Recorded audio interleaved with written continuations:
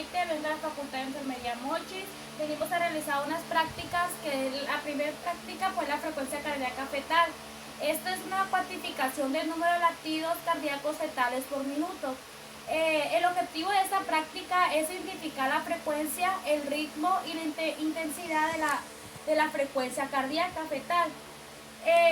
También tenemos que verificar la vitalidad y el bienestar fetal. Los materiales que vamos a ocupar van a ser la hoja de valoración, el riesgo perinatal, el bolígrafo, el estetoscopio de Pinay y el estetoscopio normal. Y también uno de los segunderos. Primero, el primer paso que vamos a hacer va a ser recibir a la gestante y verificar sus datos. Luego voy a presentarme e informar las acciones que le voy a realizar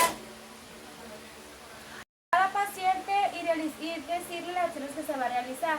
Luego voy a preparar el equipo y material.